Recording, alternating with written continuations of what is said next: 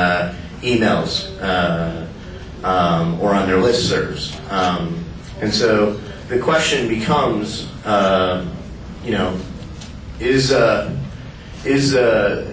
bloggers and the internet accountable? And so I think the most exciting thing that has happened in the last maybe 6-8 months in the United States society is that bloggers have forced and started this movement of small victories, congressional victories, getting more citizens involved, that it's forced newspapers, TV stations to go, oh, we need to break news a lot quicker. We need to do more independent research.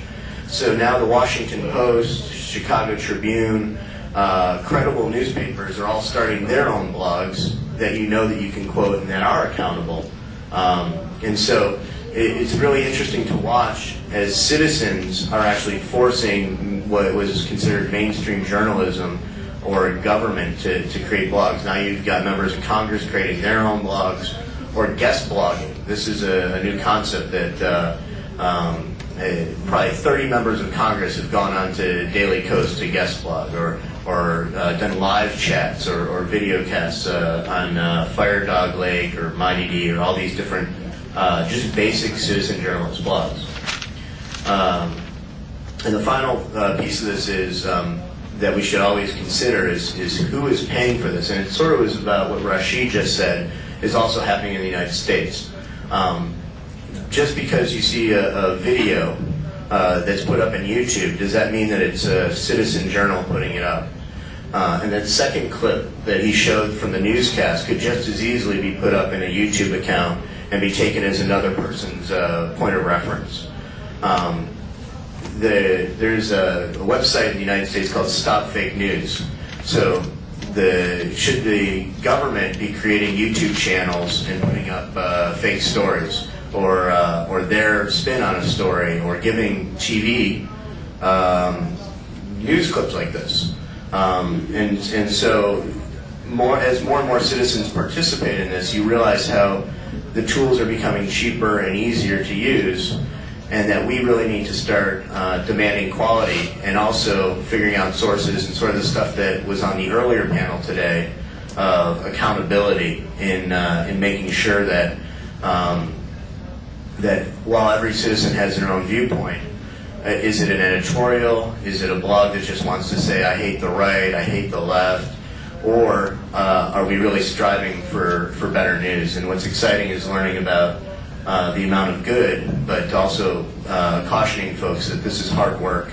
And the one thing I hope everybody takes away, both Morocco and American citizens, is that while the internet numbers are growing and text messaging numbers are growing, there's not easy answers to the conflict between freedom of speech and giving everybody their opinion and striving for what's actual factual truth and real journalistic integrity. Thank you.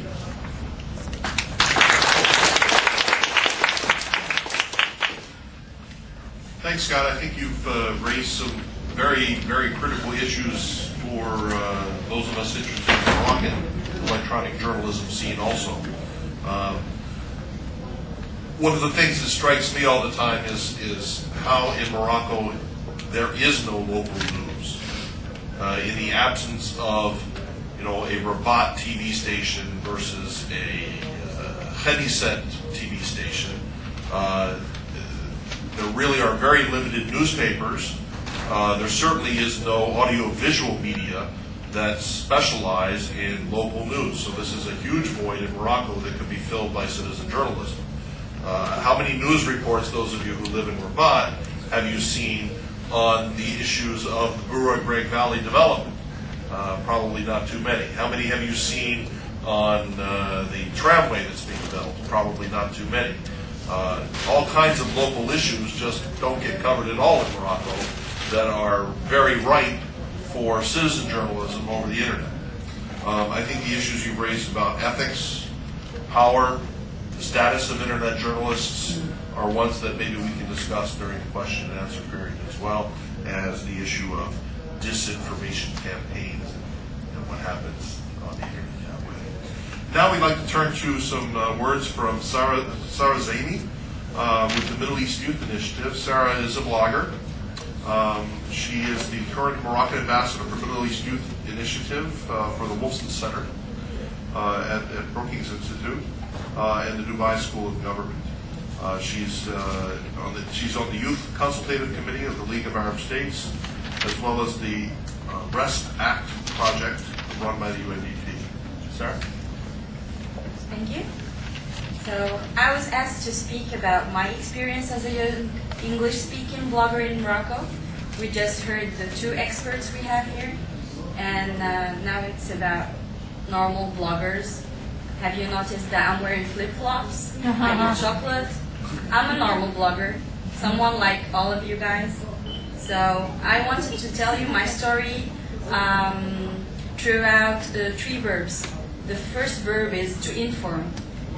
Okay, so when I went to have my interview the first time in journalism school here in Rabat, I saw that big banner in that German-style building.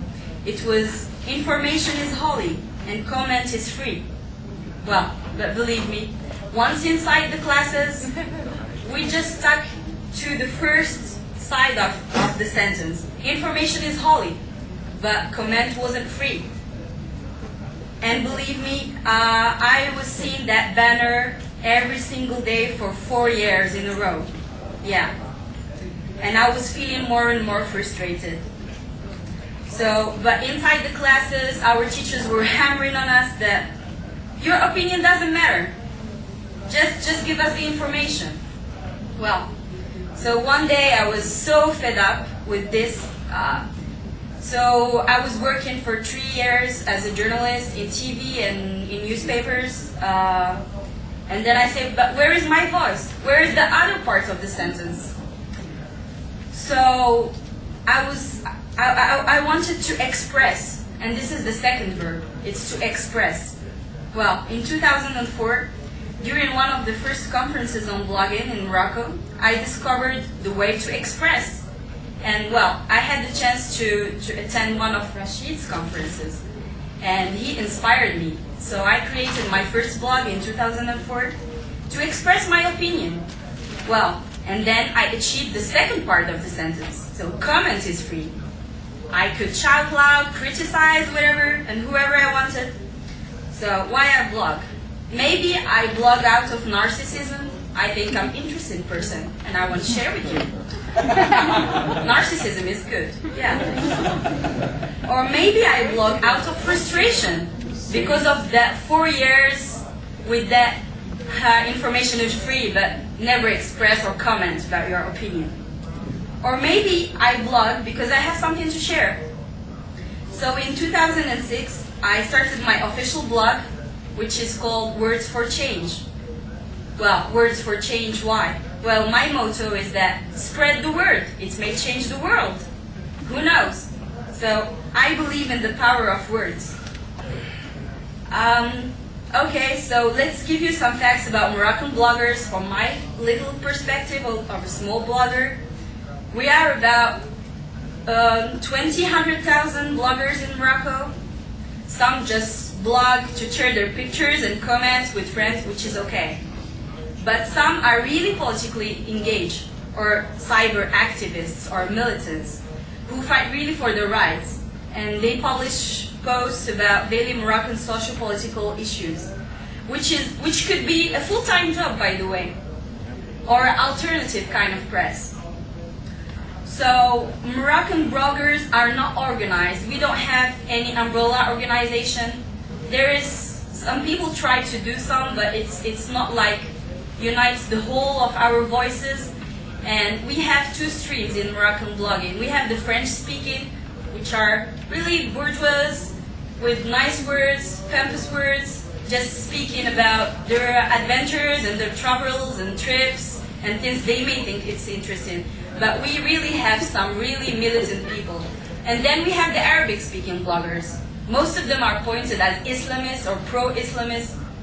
And then we have the more moderated stream. So how could we unite all of these voices under one umbrella? Well, I'm asking you.